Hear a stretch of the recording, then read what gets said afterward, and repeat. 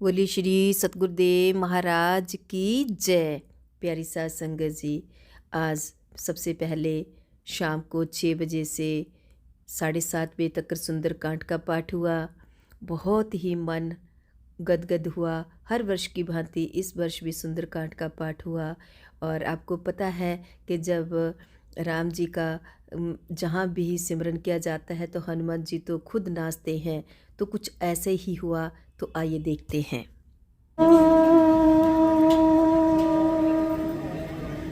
बिनु सत्संग विवेक न होए, राम कृपा बिना सुलभ न सोए।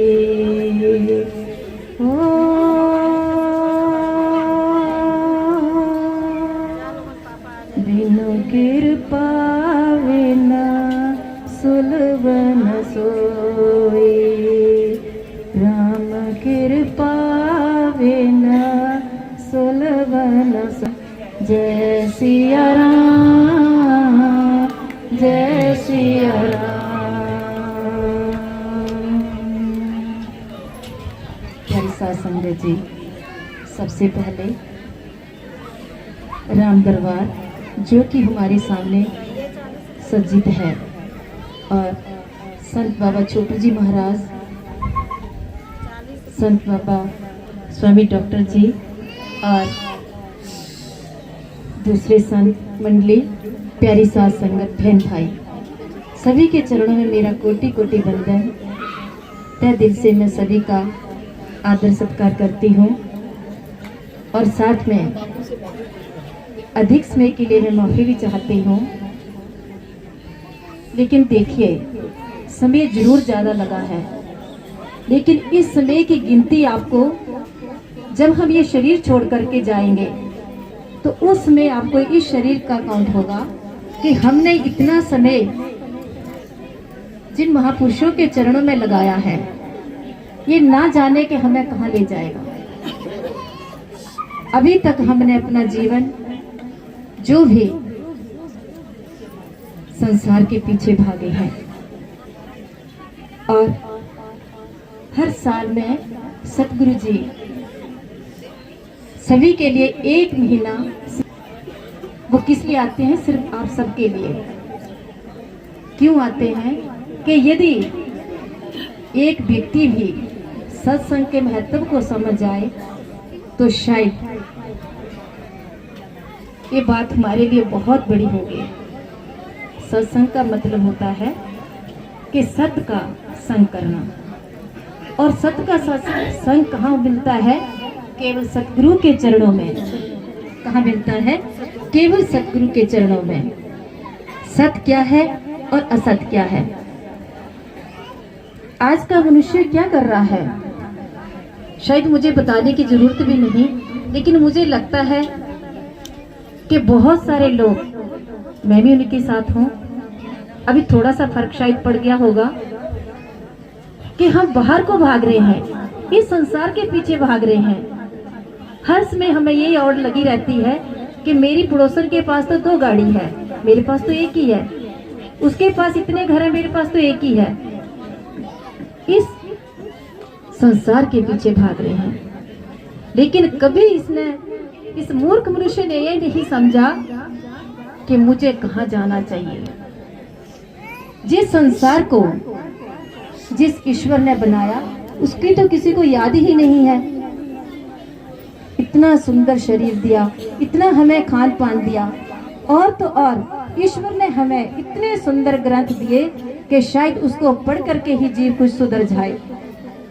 और तो और अपना रूप बना करके सतगुरु अपना दूत बना करके भेजे मनुष्य कल्याण के लिए। लेकिन मनुष्य फिर भी इस संसार में ही दौड़ लगा रखी है। प्यारी साध संगत जी, इस संसार से हमें कुछ नहीं प्राप्त होना। ये तो हम सुख ढूंढते हैं, क्यों भाग रहे हैं? केवल सुख के लिए। लेकिन सुख क्या है किसी को मालूम नहीं। किसी को मालूम है? नहीं। पता है तो बता दो। नहीं पता। हम समझते हैं पैसे में ही सुख है, लेकिन वो तो एक क्षण मात्र का सुख है। अगर वो सुख होता, सच में वो सुख होता, तो वो आज हमारे पास है, कल नहीं। तो वो सुख नहीं है, वो स्थिर सुख नहीं है। सुख कहाँ है? हमारे अंदर। हम आत्म स्वरूप है, लेकिन हम इस चीज को भूल गए हैं। हम बाहर ढूंढ रहे हैं। ये हमारा एक छोटा सा उदाहरण है। ये मनुष्य का ही नहीं, द्रौपदी वो भी भूल गई थी। वो भी इधर उधर, जब उसको मुसीबत पड़ी तो इधर उधर आवाजें दे रही थी, लेकिन साक्षात उसके हृदय में कृष्ण भगवान विराजमान थे, उनको भूल बैठी थी। लेकिन जब उन्होंने एक पुकार लगाई तो कृष्ण भगवान उनके सामने हाजिर हो गए। तो प्यारी साध संगत जी, अपना हम आत्म स्वरूप हैं, हमें अपने आप को नहीं भूलना चाहिए। इस संसार में कुछ नहीं रखा है, ये केवल देखने मात्र है। इस चीज को हम देख रहे हैं, लेकिन हमारे साथ कुछ नहीं जाने वाला। आपका समय ज्यादा लगा है, लेकिन ये बहुत ही कीमती समय है जो आपने महापुरुषों के चरणों में अपना समय दिया। इसी के साथ एक छोटी सा साखी है। नामदेव भक्त को तो शायद सभी जानते होंगे। वह विठल हरि के बहुत बड़े भक्त थे। क्या थे? विठल भगवान के बहुत बड़े भक्त थे, लेकिन वो बहुत निर्धन थे। हमारे जीव की तरह वो पैसों के पीछे नहीं भागते थे, वो केवल ईश्वर की भक्ति करते थे। जैसे देखो ना, ये माइकल जी, इनकी टोली सभी हर वर्ष गुरु जी के पास ये केवल 15 दिन ज्ञान प्राप्त करने के लिए आते हैं।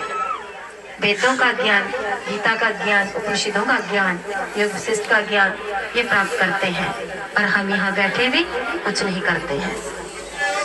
बड़ी सोचने की बात है हमारे लिए, शर्म की बात भी है कि हम इन चीजों से बहुत दूर हैं।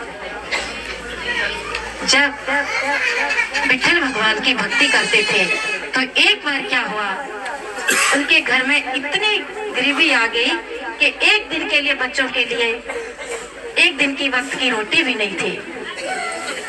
उनकी पत्नी पास में आती, लेकिन अपने पति को परेशान नहीं करती थी, उनकी भक्ति में रुकावट नहीं बनती थी, हमेशा उनका साथ देती थी। लेकिन जब बच्चे उनके रोने लगे तो उनसे वो बात सहन नहीं हुई, तो उन्होंने अपने पति को कहा कि आप ऐसे करिए कि मेरे अंदर एक मेरे हाथ की बुनी हुई चादर है, इसे आप ले जा करके किसी को बेच दो, ताकि थोड़ा बहुत इसके बदले धन मिलेगा तो मैं अपने बच्चों को खाना खिला दूंगी। उस समय नामदेव जी उस चादर को अपने कंधे में डाल करके निकल पड़े। जब वो रास्ते में निकले तो देखते हैं कि रात होने वाली है, कोई भी खरीदार उनके पास नहीं आया। लेकिन वो ईश्वर का भक्त था, सच्चा भक्त था। उनके हृदय में केवल ईश्वर ही वास करता था। हमेशा उनकी भक्ति, वो राम रस में डूबे रहते थे। थोड़ी देर देखते हैं कि अभी तक कुछ नहीं हुआ, रात होने वाली है और मैं घर कैसे जाऊंगा। तो विठल भगवान जी उनके सामने प्रकट हो गए। एक गरीब व्यक्ति का, उनसे भी गरीब बनकर के उनके सामने प्रकट हो गए और कहने लगे कि मुझे बहुत ठंड लग रही है, तो ये चादर अगर आप मुझे 2 चादरें दे दो तो शायद मैं बच जाऊं। नामदेव जी तो वैसे ही बड़े दानी थे, उन्होंने कहा कि ठीक है। जब उसका नाप करने लगे तो वो उनके कंधे पे जो कपड़ा था वो केवल 2 चादर का ही था। उन्होंने वो दोनों की दोनों चादरें, अपनी चादरें उस गरीब निर्धन को दे दी। लेकिन वो गरीब निर्धन नहीं था, वो तो साक्षात विठल भगवान थे। जब उनको चादरें दी तो वापस आ गए। जब घर में वापस शाम को पहुंचने लगे तो उन्होंने सोचा कि अब मैं कौन सा मुंह लेकर के घर जाऊं, तो क्यों ना मैं इसे ही बैठ के अपने विठल भगवान को याद करूं। घर के पास में एक पीपल का पेड़ था, वहां बैठ करके वो अपने भगवान को याद करने लगे। याद करते करते वो इतना मन मगन हो गए कि उनके सामने साक्षात भगवान प्रकट होने लगे। जैसे ही उन्होंने चादर दी, अपनी भक्ति में डूबे और विठल भगवान ने उनके घरों में जा करके अन्न, राशन, पानी, जो भी घर की जरूरतें होती हैं, वो सारा का सारा घर उनका भर दिया। उनकी पत्नी उनसे भी ज्यादा शुद्ध हृदय वाली थी।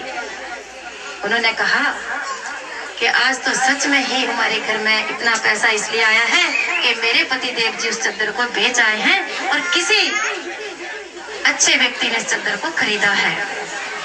मन में विचार कर रहे तो उनका घर भरता गया।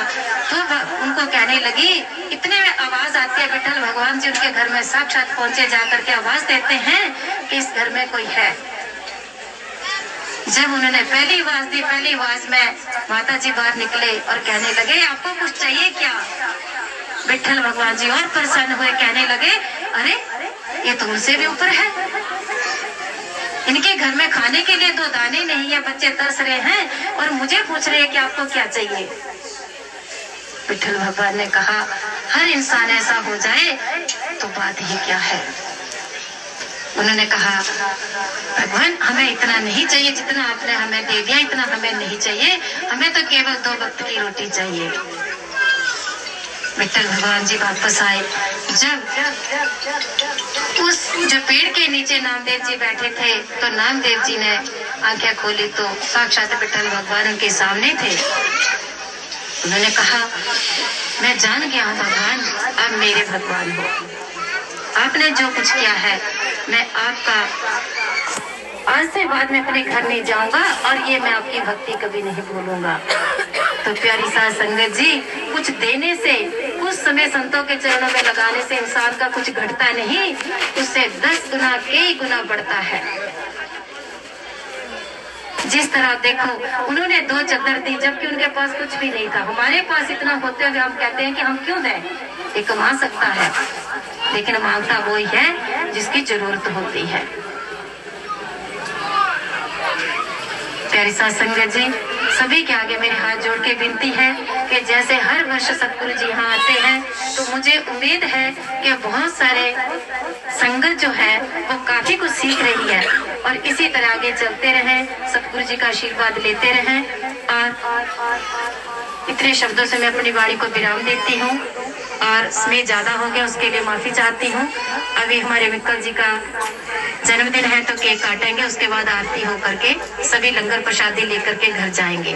एक बार मैं और डॉक्टर स्वामी जी का और ये भाई साहब का बहुत बहुत धन्यवाद करती हूँ और प्रेम नगर से आए हुए स्वामी जी जो कि सतगुरु जी आपके सामने सतगुरु की महान कृपा जिनके ऊपर है वो अपने मन के भाव कुछ सतगुरु के लिए, कुछ भक्तों के लिए प्रकट करेंगे। तो आइए सुनते हैं। वाहिगुरु जी का खालसा, वाहिगुरु जी की फतेह। प्यारी साध संगत जी, ये जो आपने सत्संग सुना, ये अजमेर राजस्थान निर्मल कुटिया, जो कि हर वर्ष की भांति सतगुरु जी अपनी साध संगत साथ में पूरा जत्था जाता है और वो बीबी नीलम जी जिन्होंने अपने मन के भाव सतगुरु की कृपा द्वारा प्रकट किए।